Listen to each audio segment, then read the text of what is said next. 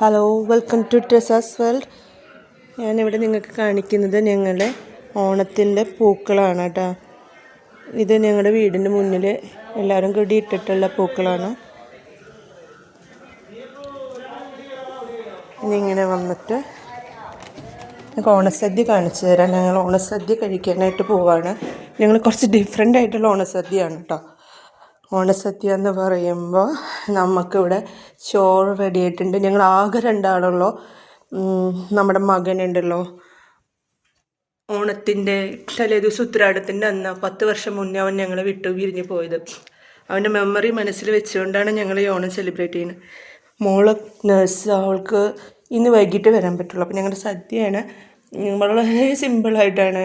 ഈ ഒരു ഇഞ്ചിമ്പുളി ഞാൻ ഉണ്ടാക്കിയിട്ടുണ്ട്. പിന്നെ ഈ പറയുന്ന കായവറുത്ത ചർക്കുട്ടുപ്പേരി, അങ്ങനത്തെ പതിവ് സംഭവങ്ങൾ.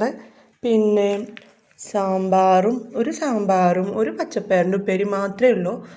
പിന്നെ പപ്പടം മേടിക്കാൻ മറന്നുപോയി. പിന്നെ പപ്പടം ഇവിടെ ആർക്കും ഇഷ്ടമില്ലാത്ത കാരണം ഞാൻ 2 ഓംലെറ്റാണ് ഉണ്ടാക്കി വെച്ചിരിക്കുന്നത്.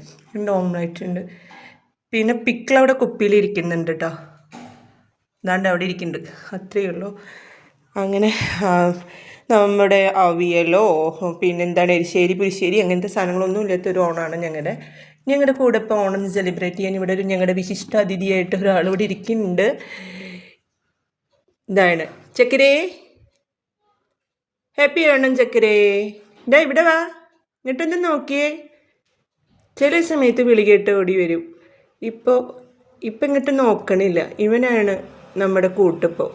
ഞാനിതിന് ചക്കരാന്ന് വിളിക്കുന്നത്. ചക്കരേ, ഹാപ്പി ഓണം. ഇവന് ഫുഡ് കഴിക്കുന്ന സമയമായിട്ടില്ല കേട്ടോ. 2 പെല്ലറ്റ് മാത്രമാണ് കഴിക്കാൻ പറ്റുള്ളൂ. ഓക്കെ, അപ്പോൾ എല്ലാവർക്കും ഓണത്തിൻ്റെ എല്ലാ ആശംസകളും നേരുന്നു. Okay, by.